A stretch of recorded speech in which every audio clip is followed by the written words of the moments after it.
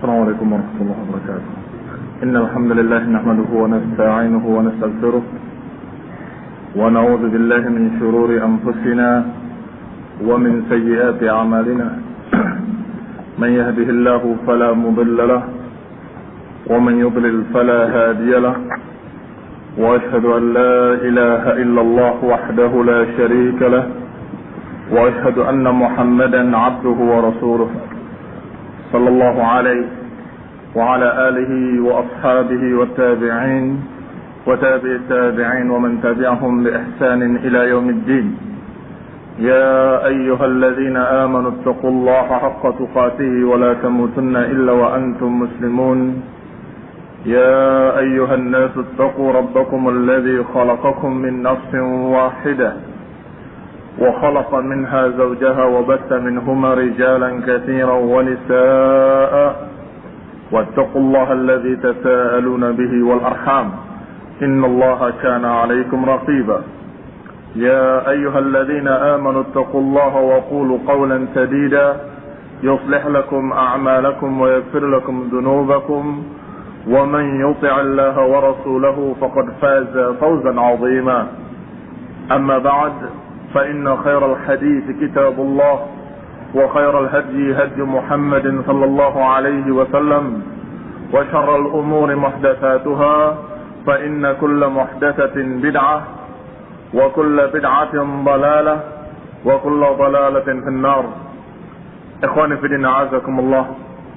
Kita masuk pada berikutnya dari kitab Al-Aqidah Wasithiyah, yaitu pembahasan tentang ucapan Allah.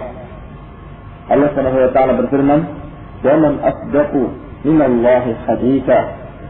Siapa yang lebih benar ucapannya daripada Allah Subhanahu wa taala? Hadits maknanya adalah pembicaraan atau ucapan. Dalam ayat lain Allah katakan, "Wa man asdaqu minallahi qila." Siapa yang lebih benar dari Allah ucapannya? Maknanya sama dengan ayat yang sebelumnya, tetapi Allah dengan hikmahnya, dengan ilmunya, menyebutkan dua kalimat ini dengan lafaz yang berbeda, sehingga kita mendapatkan pelajaran penting bahwasanya makna hadis adalah qaul. Sesungguhnya dalam bahasa Arab begitu, sebagaimana dikatakan haddatsa yuhadditsu, fulan mengajak bicara, dan pelajaran bahasa Arab percakapan disebut dengan muhadatsah. Sehingga hadis maknanya adalah ucapan. Wa man asdaqu minallahi haditsa. Siapa yang paling benar dari Allah hadisnya? Hadis adalah ucapan. Kalau ada orang yang menafsirkan dengan tafsiran lain, dengan tafsiran misalnya kejadian, karena hadis bisa jadi sesuatu yang baru juga disebut hadis, maka kita bantah dengan kalimat bahwa Allah mengucapkan di ayat lain dengan kalimat yang hampir sama, bahkan sama maknanya persis, tetapi tidak memakai kalimat hadis, memakai kalimat qaul. Lebih jelas lagi, wa man asdaqu minallahi qila. Siapa yang lebih baik ucapannya dari Allah Subhanahu wa taala? Yang pertama dalam surat An-Nisa, sedangkan yang kedua dalam surat An-Nisa juga ayat 122. Yang tadi ayat 87. Maka kami billahi di sini sangat jelas makna hadis adalah qaul, makna qaul adalah hadis. Ayat lain Allah berfirman, "Wa idz qala Allah ya Isa." Ketika Allah berfirman, "Ya Isa." Jadi disebutkan dalam bahasa Arabnya dalam ayatnya dengan kalimat qala. Idz qala Allah, ketika Allah berfirman, ketika Allah berbicara, wahai Isa ibn Maryam. Di sini disebutkan dengan kata kerja qala, bahwa Allah Subhanahu wa taala berbicara kepada Isa alaihi salam. Dan juga dalam ayat lain Allah berfirman, "Wa tammat kalimatu rabbika sidqan wa 'adla." Wa tammat kalimatu rabbik, dan sangat sempurna atau telah sempurna kalimat rabbik, kalimat-kalimat Rabbmu, sidqan wa 'adlan, dengan benar dan dengan adil. Di sini juga Allah sebutkan kalimat yang sama, penetapan sifat Allah yaitu berbicara, tetapi dengan kalimat yang lain lagi. Berarti sudah 3 lafaz yang kita dapatkan. Allah menyebutkan dengan hadis, Allah menyebutkan dengan qaul, dan sekarang Allah menyebutkan dengan kalam. Allah katakan kalimat kalimat Rabbik, telah sempurna dan maha sempurna kalimat Rabbmu. Berarti Allah mengeluarkan kalimat-kalimat atau berbicara. Sebagaimana Allah katakan dalam ayat lain, wa kallamallahu Musa taklima, dan Allah mengajak bicara Musa taklima. Taklima disebut dengan maf'ul mutlaq dalam bahasa Arab. Maf'ul mutlaq itu untuk menegaskan fi'ilnya kallama, maka maf'ulnya taklima. Kalau diterjemahkan, letter kita akan baca Allah mengajak bicara Musa dengan pembicaraan. Dan kemudian dibawakan lagi oleh Ibnu Taimiyah ayat lain. Subhanallah, ini kecerdasan ulama besar Ibnu Taimiyah rahimahullah. Dia mengumpulkan sekian ayat di dalam kitabnya Aqidah Wasithiyah. Ternyata ayat itu mewakili. Sebab setiap satu ayat ini masih banyak ayat-ayat lain yang mengucapkan dengan lafaz yang sama, tapi dia kumpulkan sebagai wakil-wakilnya saja. Seperti kalam disebutkan ayat ini, disebutkan hadis, disebutkan qaul. Sampai sekarang ada lagi lafaz lain dikumpulkan pula oleh Ibnu Taimiyah, yang kalau kita tidak mendapatkan bimbingan dari para ulama mungkin kita nggak perhatian dengan ayat ini.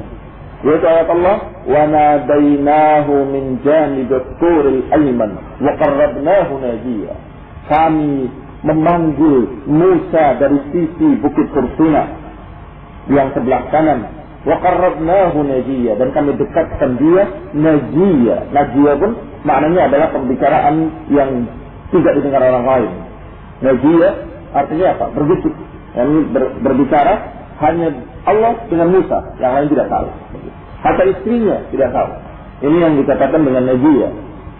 Munajat, makanya disebut orang munajat itu ketika dia berbisik tengah malam salat di hadapan Allah, berbicara pada Allah, itu kan disebut munajat. Jadi kalimat najiya. Di sini dikatakan wa nadainahu, dan kami memanggil Musa, dan kemudian kami berbicara dengan Musa dengan munajat atau dengan najiya. Alhamdulillah, berarti dapat lagi kita lafaz lain lagi bahwa Allah mengucapkan dengan kalimat nida, panggilan, dan panggilan itu pembicaraan. Demikian pula najiya, naji juga maknanya berbicara pula.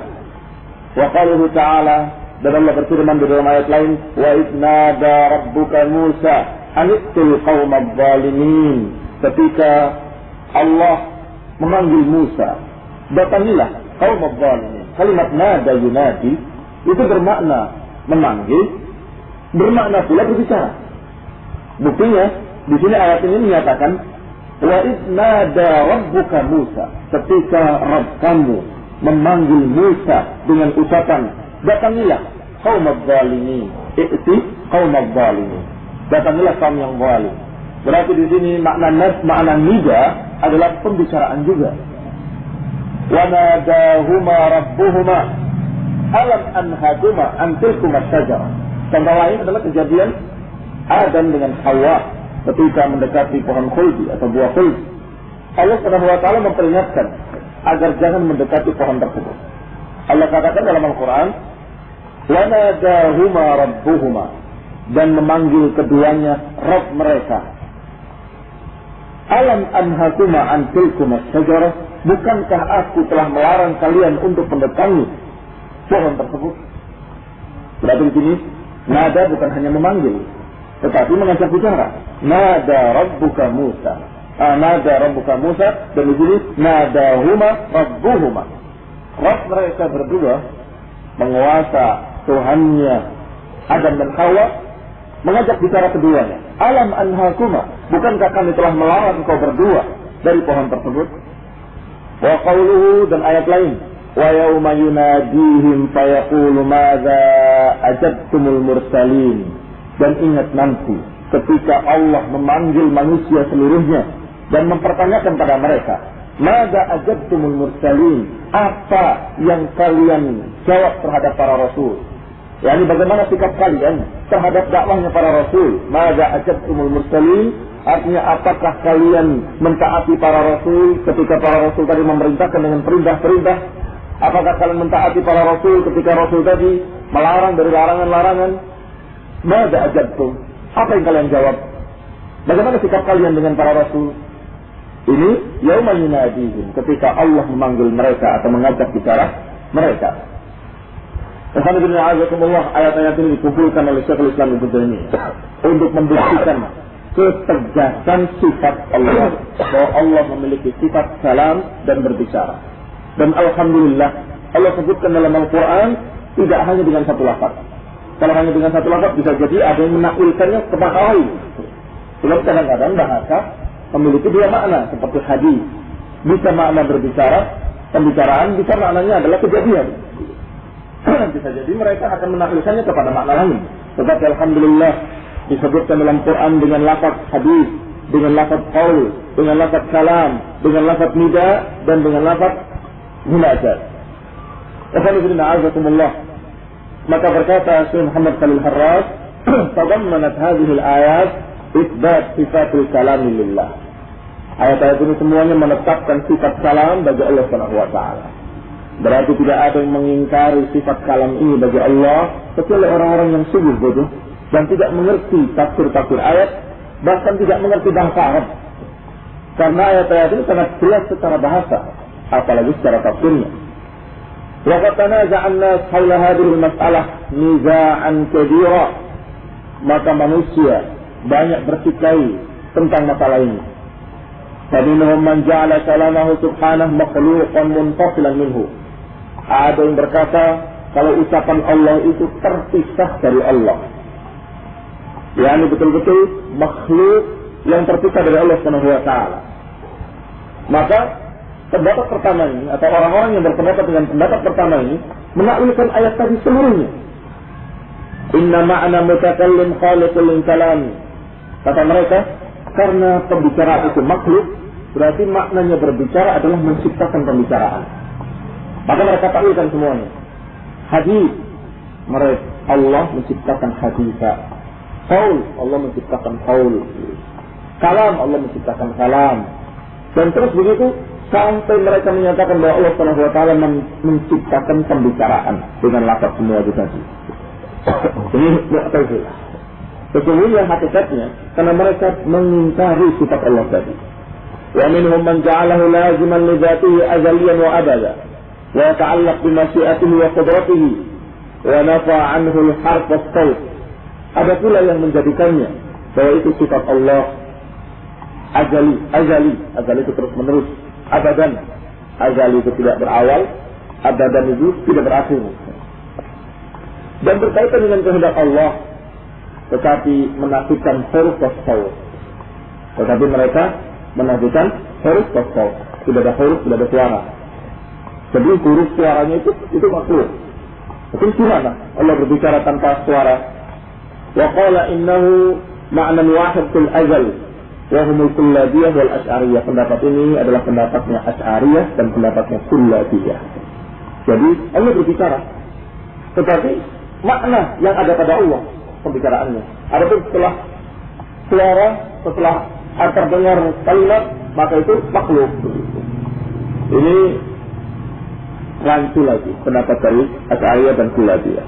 Wa minhum man za'ama annahu hurufun wa aswatun qadimah lazimah lidzat. Ada lagi yang mengatakan bahwa itu adalah suara dan huruf yang terus-menerus ada pada Allah. Terus-menerus ada pada Allah berarti zati. Padahal sifat kalam itu semestinya adalah bukan zati, tetapi dia adalah fi'liyah. Fi'liyah itu berkaitan dengan iradah. Kalau Allah mau, Allah berbicara. Kalau Allah tidak berkehendak, Allah tidak berbicara. Kalau yang berkaitan dengan kehendak, itu artinya dalam keadaan ketika berbicara, ya terdengar ucapannya, ketika tidak. Tetapi ini pendapat mengatakan tidak, itu suara terus ada pada Allah SWT. Ini juga ngawur lagi dan sesat lagi. Yaitu mereka adalah orang-orang ulat, orang-orang yang ekstrim dari kalangan ahli kalam. Wa minhum man ja'alahu hadithan qa'iman bi dzatihi ta'ala muta'alliqan bi masyiatihi wa qudratihi walakin za'ama anna lahu ibtida' fi dzatihi wa anna Allah lam yakun mutakalliman. Ada lagi yang berpendapat, ya saya beriman persis seperti ahli sunnah. Tapi ada perbedaannya. Perbedaannya bahwa Allah Subhanahu wa taala berbicara itu baru kemarin saja ketika diutus para rasul. Sebelumnya tidak punya sifat berbicara. Ini tetap lagi. Tentunya sifat Allah azali wa abadi. Sifatnya Ini Allah memiliki kekuasaan untuk berbicara, dan Allah Subhanahu wa taala Maha berkehendak. Kapan Allah berkehendak Allah berbicara? Itu azali wa abadi, tidak berawal dan tidak berakhir.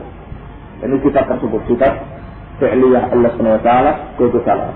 Maka kapan Allah berkehendak, Allah mampu berbicara. Tidak hadis. Kesalahan mereka adalah menyatakan hadis baru terjadi itu kan. Ya yaqulu, dan semuanya panjang lebar membicarakan tidak berdasar sama sekali kecuali pendapat mereka dengan ilmu mantik mereka, ilmu kalam mereka, dengan akal-akalan mereka. Wa qala satu mazhab Ahlussunnah wal Jamaah, ada pemerintahan mazhab Ahlussunnah wal Jamaah, Allah Ta'ala lam yazal mutakalliman idza syaa. Ini jadi karena sangat jelas. Adapun Ahlussunnah menyatakan dengan tegas bahwa Allah tetap tidak berawal, tidak berakhir, memiliki sifat kalam kalau mau. Jadi kapan kalau Allah berkehendak, Allah berbicara. Dan itu sejak azali tidak berawal dan abadi tidak berakhir, sampai kepada masa yang tidak berakhir.